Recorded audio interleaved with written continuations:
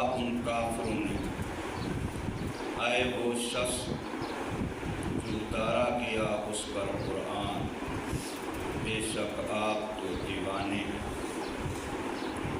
کیوں نہیں لاتے آپ ہمارے پاس فرشتے اگر ہیں آپ سچوں میں سے؟ فرمایا نہیں اتارتے ہم فرشتوں کو مگر کام پورا ہونے پر، اور نہیں ہوتے وہ اس وقت مہلت دیے ہوئے۔ سورہ الحجر کی آیت نمبر 6، 7 اور 8 آپ حضرات کے سامنے پڑھی اور ترجمہ کیا، جس میں کفار کے اعتراض اور اس کا جواب ہے۔ منکرین قرآن، منکرین نبوت، کافر لوگ جو محمد صلی اللہ علیہ وسلم کے نبی ہونے کا انکار کرتے تھے اور قرآن مجید کے اللہ تعالیٰ کی کتاب ہونے کا انکار کرتے تھے، ان کا خیال تھا کہ محمد صلی اللہ علیہ وسلم والعیاذ باللہ نبی نہیں ہیں، بلکہ کسی سے کوئی کلام سیکھ کر کے ہمیں سناتے ہیں۔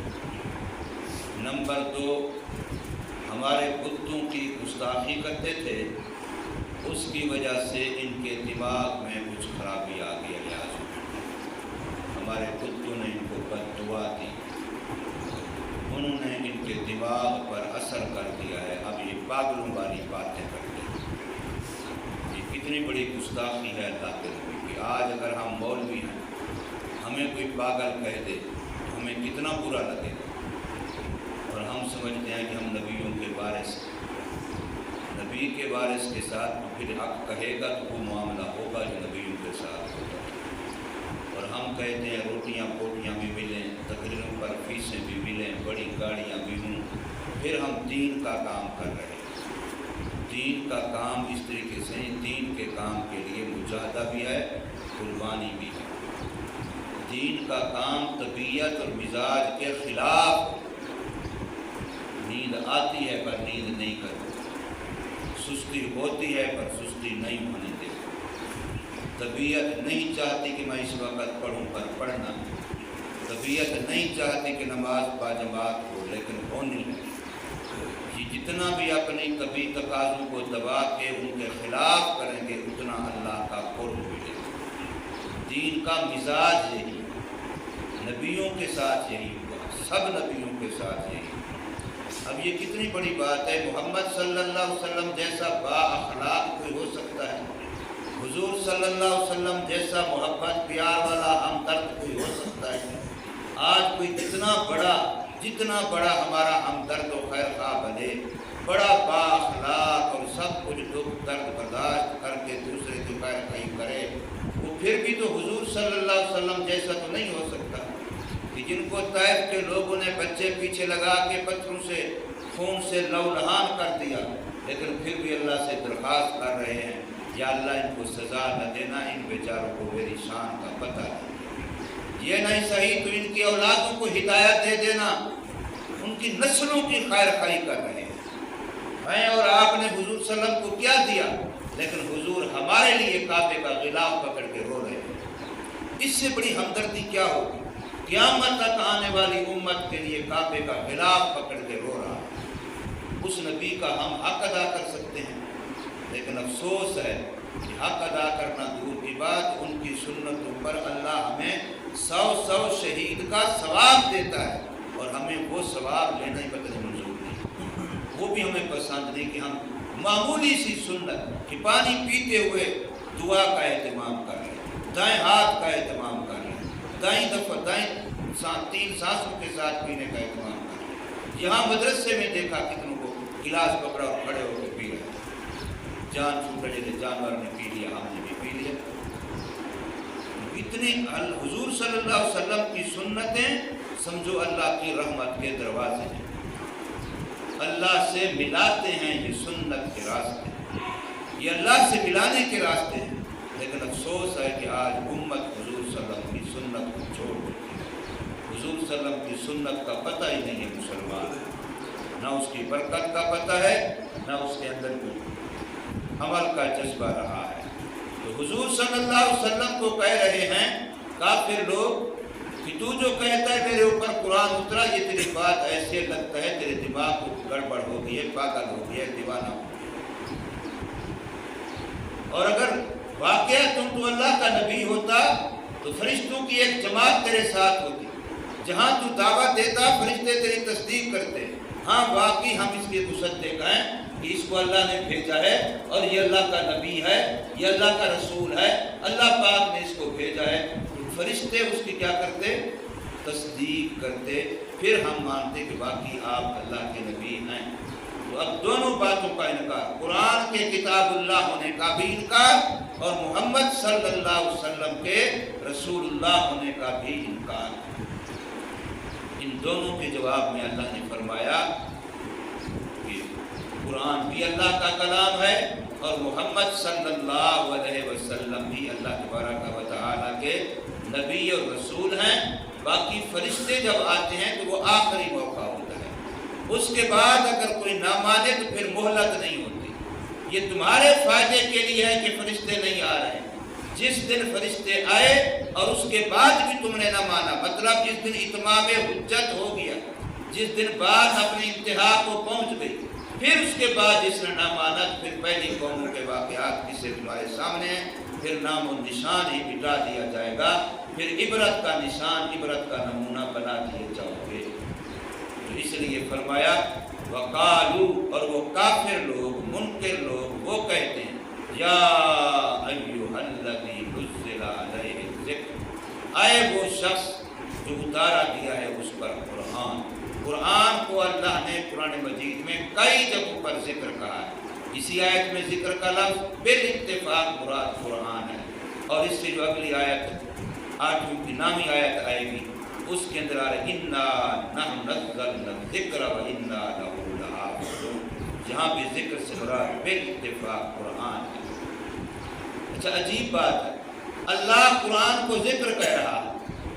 اللہ قرآن کو ذکر کہہ رہا ہے، اور ذکر کا معنی یاد ہے، اور ہم قرآن پڑھتے ہوئے بھی خدا کو یاد نہیں کر رہے،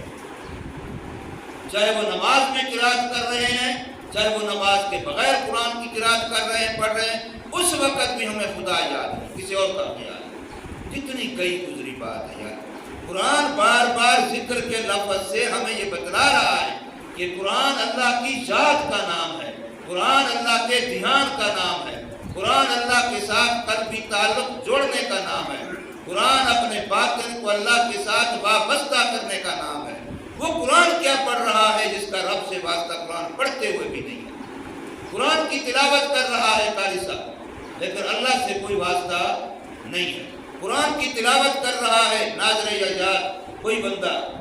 لیکن کہتا ہے صبح شام میں تلاوت کرتا ہوں، لیکن اللہ کی یاد اس وقت بھی دل میں رکھی بسی ہوئی نہیں۔ کبھی دکان کے خیال کے ساتھ تلاوت ہو رہی ہے، کبھی زراعت کے خیال کے ساتھ، کبھی بچوں کے خیال کے ساتھ، کبھی کسی اور کے خیالات دل میں گھوم بھی رہے ہیں، اور ساتھ ساتھ زبان سے قرآن بھی پڑھا جا رہا ہے۔ تو اب یہ قرآن خدا کی ذات سے خالی ہے، اور اللہ قرآن میں قرآن ہی کو ذکر کہہ کر کے متوجہ اسی بات کی طرف کہہ رہے ہیں کہ اللہ کا دھیان، اللہ کی یاد، دل کا اللہ سے کنیکشن اور تعلق، یہ حالت قرآن میں تو اور زیادہ ہونا چاہیے، اور زیادہ مضبوط ہونا چاہیے۔ تو فرمایا کہ آئے وہ شخص جس پر قرآن اتارا گیا، انکا لمجنون، انا بھی لگایا، لام بھی لگایا، جملہ اسمیہ بھی بنایا، اور براہ راست خطاب کر کے کہا تو پاگل ہے۔ آج کوئی میرے سامنے آ کر کے مجھے کہہ دے تو میں سمجھوں گا میرے تو مر جانا چاہیے، میں عالم ہوں، میں مولوی ہوں، میں مفتی ہوں، میں فلاں ہوں، مجھے کہہ رہے پاگل۔ نبی کو کہہ رہے ہیں، اس نبی کو جس کے صدقے اللہ نے کائنات کو بنایا ہے، جس کی وجہ سے اللہ نے زمین و آسمان کو وجود دیا ہے، جس کا ہم کلمہ وہ ہے، اس محمد کریم صلی اللہ علیہ وسلم سامنے ایسے تیر لگا کر کہے تو پاگل ہے، تو کتنا بڑی بات ہے، کتنی بڑی گستاخی ہے۔ لیکن کمال ہے اس حوصلے کا جو ان لوگوں کی خیر خواہی بھی نہیں چھوڑی، جنہوں نے یوں سامنے اتنی بڑی گستاخی کی۔ حضور صلی اللہ علیہ وسلم انہی کے لیے رو رو کے دعائیں بھی کر رہے ہیں، انہی کے کنڈے بھی کھٹکا رہے ہیں، انہی کی خیر خواہی بھی کر رہے ہیں، بلکہ صرف انہی کی نہیں، ان کی نسلوں کی بھی خیر خواہی کر رہے ہیں۔ लौ मा तहतीना, लौला, लौ मा, लौ,